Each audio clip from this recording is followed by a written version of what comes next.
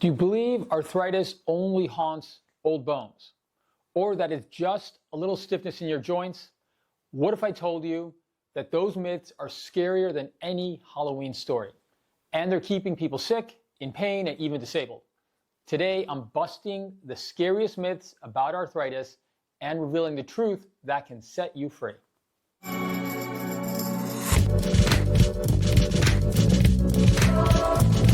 Hello, this is Dr. Siddharth Tambar from Chicago Arthritis and Regenerative Medicine. I specialize in non-surgical treatments for musculoskeletal conditions, rheumatology, regenerative medicine, and metabolic health. My goal is to help you live pain-free and optimize your health with cutting-edge treatments. Since it's Halloween season, I thought it would be the perfect time to shine a light on some myths that haunt my patients and prevent them from getting the right treatment. Arthritis myths are like spooky campfire stories. They get repeated over and over until people actually believe them, even when they aren't true. The problem is, unlike ghost stories, these myths cause real harm. They stop people from seeking care, they make people think nothing can be done, and they allow arthritis to progress quietly, leading to permanent damage. So in today's video, we're going to go through the scariest arthritis myths one by one. I'll explain why they're wrong, what the truth is, and what you can actually do to protect yourself or a loved one. By the end, you'll see that arthritis is not the death sentence it's often made out to be. And in fact, with the right approach, you can live fully, even with a diagnosis. So myth number one, arthritis is just part of getting old. You've probably heard this one before, maybe from a friend, maybe even from your physician. Your physician may have told you, well, arthritis is just part of getting old, everyone gets it. This myth is terrifying because it makes people believe that there's no point in seeking care. They think pain is just their new normal. And here's the truth. Not all arthritis is caused by aging. Yes, wear and tear arthritis, also called osteoarthritis, becomes more common as we age. But there are also other forms of arthritis that have nothing to do with age. Rheumatoid arthritis, psoriatic arthritis, lupus, ankylosing spondylitis, these are all autoimmune diseases. That means your immune system, which is supposed to protect you from bacteria and viruses, is now miscommunicating, misfiring, and starts to attack your own joints. These conditions can strike people in their 20s, 30s, even teens. I've seen patients in their 20s come in with severe inflammation, swollen joints, and morning stiffness, so bad they could barely get dressed for work. They were shocked because they thought arthritis was something only their grandparents had, not them. The lesson here is, if you have joint pain, do not dismiss it as just getting old. That mindset is like hearing strange noises in a haunted house and saying, oh, that's just the wind, when in fact something really, really dangerous may be happening. Early treatment can make all the difference as well. Inflammatory arthritis, treated early, can be controlled and prevent progression. Patients with inflammatory arthritis, if treated early, can live full, active lives. But if you wait, permanent joint damage can occur within months. So no, arthritis is not just part of getting old. And if you're younger and dealing with symptoms, don't let anyone tell you it's all in your head or that you're too young to have arthritis. Myth number two, arthritis is just joint pain. When people think of arthritis, they picture creaky knees or stiff fingers, and absolutely arthritis does cause joint pain, but if you believe that's all it is, you're really missing the bigger picture. In reality, inflammatory arthritis can affect the entire body. Autoimmune arthritis, in particular, doesn't just target joints. It can involve other organs, your eyes, lungs, heart, skin, and even nerves. For example, rheumatoid arthritis increases your risk of heart disease. Psoriatic arthritis is linked with skin rashes and nail changes. Ankylosing spondylitis affects the spine, but can also cause inflammation in the eyes. Think of arthritis like a haunted house again. You see the creaky floorboards or the joint pain, but behind the walls, damage may be forming in other rooms of the house. In other words, your other organs may be getting affected, your immune system, and your overall health. And that's why treating inflammatory arthritis is not just about calming down the pain in your knees, it's about protecting your whole body from the long-term effects of inflammation. And this is also why I emphasize comprehensive care. It's not enough to mask your pain with painkillers or cortisone shots. We need to look deeper. What's really causing the inflammation? How is it affecting your function? And what symptoms and systems are at risk? So remember, inflammatory arthritis is not just joint pain. It's a whole body condition, and it deserves whole body care. Myth number 3, cracking your knuckles causes arthritis. Now, this is a fun one. The Halloween ghost story of arthritis myths. Cracking your knuckles will give you arthritis. Parents and grandparents have been scaring kids with this for generations. And let's be honest, it's an easy myth to believe because the sound of cracking your joints can be so dramatic. But here's the truth. There is no evidence that asymptomatic cracking your knuckles causes arthritis. Meaning if you're cracking your joints or you're cracking your knuckles and you hear a noise but it's not painful, it's not locking, then that is not a problem. Studies have looked at this and they find no link between arthritis and just cracking your joints. At worst, knuckle cracking can cause temporary swelling or weaken your grip strength a little, but it does not damage your cartilage and it does not cause arthritis. So if you crack your knuckles, you're not summoning arthritis. You might annoy the people around you, but that's a different story. The real danger is ignoring the actual causes of arthritis, inflammation, instability, and autoimmune activity. Those are the things we should be focused on, not harmless habits like cracking your knuckles. Myth number 4, exercise makes arthritis worse. This is one of the most harmful myths I hear from patients. They're in pain, so they stop moving. They're afraid that exercise will wear down their joints even more. But here's the truth. Motion is medicine.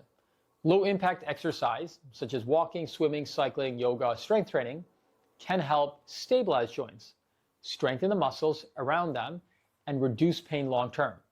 Imagine your joint is like a building. If the support beams are weak, the whole structure becomes unstable. Exercise strengthens those support beams, your muscles and ligaments. Without exercise, instability increases and the building can crumble faster. I've seen patients who avoided exercise for years out of fear. Their joints became weaker, their muscles wasted, and their pain worsened. On the other hand, patients who embraced guided exercise often regain strength, stability, and confidence. Now, I don't mean running marathons if you have severe knee or hip arthritis or pushing through severe joint pain with exercise. What we're talking about is appropriate, gentle, consistent activity is very key. Rest may feel good short term, but long term it makes arthritis worse. So don't hide from exercise like it's a monster under the bed. Done the right way, exercise is one of the best tools we have for managing arthritis. Myth number 5, diet does not matter for arthritis. It's another myth I occasionally hear often. Food has nothing to do with arthritis. Patients are told, eat whatever you want, it won't change your joint pains. And this is really dead wrong. Diet plays a role in inflammation. Let's break it down. Certain foods are pro-inflammatory. These include processed foods, refined sugar, fried foods, and excessive alcohol. Eat enough of these or drink enough of these, and you're putting gasoline on the fire of arthritis. On the other hand, anti-inflammatory foods can help calm the fire. Foods like fatty fish, olive oil, turmeric, leafy greens, and colorful vegetables, even blueberries. Even blueberries can be helpful, have been shown to reduce pain and improve function in arthritis patients. When it comes to your diet, you can choose ingredients that soothe your body or ingredients that feed the inflammation. I'm not saying that diet alone will cure your arthritis, but it's one of the lowest risk, highest reward tools that we have. Combine it with smart exercise, stress management, and proper other medical treatment as needed, and it becomes a powerful way to help reduce pain and improve your quality of life. Myth number 6, steroid injections and surgery are the only real solutions. This myth is pushed hard in our healthcare system. Patients are told if over-the-counter medications don't work, your next step is a steroid injection, and if that fails, then surgery. Here's why that's scary. Steroid injections may relieve pain temporarily, but they can also damage cartilage, weaken tissues, and accelerate degeneration. Long term, they make arthritis worse if done repeatedly. Surgery can be helpful in some cases, but it should not be your first or your second option. Cutting out tissue creates instability. Replacing a joint is a major surgery with real risks and limitations. The truth is that there are better, lower risk options in between. Treatments like prolotherapy, platelet-rich plasma, and bone marrow stem cells. These are orthobiologic or regenerative medicine treatments that harness your body's own healing potential. Instead of masking pain, they strengthen tissues, they reduce inflammation, and they improve stability. Think of it this way. Steroids and surgery are like trying to chase ghosts out of a haunted house by smashing down the walls. Regenerative medicine is more like reinforcing the foundation, fixing the cracks, and making the house strong again. For many patients, these treatments help to delay or even avoid the need for surgery. And that's a much less frightening path forward. Myth number 7, if my labs are normal, I don't have inflammatory arthritis. Here's a myth that causes serious delays in diagnosis. If your blood tests are normal, you don't have inflammatory arthritis. The truth is, no single lab test can confirm or rule out inflammatory arthritis. Rheumatoid factor and CCP antibody, for example, can be negative in a significant number of people who have active rheumatoid arthritis at initial diagnosis and even long-term. So as an example, I've diagnosed patients with swollen joints, clear signs of inflammation on exam and ultrasound, and symptoms classically consistent with rheumatoid arthritis, all while their labs look normal. Labs are just one piece of the puzzle. A good diagnosis comes from history, physical exam, imaging, and labs together. So don't let a normal blood test lull you into a false sense of security. If you have persistent joint pain and stiffness, keep looking for answers. Myth number 8, once you have arthritis, nothing can be done. Finally, the most hopeless myth of all, once you have arthritis, you're doomed. Nothing can help. This is not true. While we cannot always cure arthritis, we absolutely can treat it. And the earlier we address it, the better.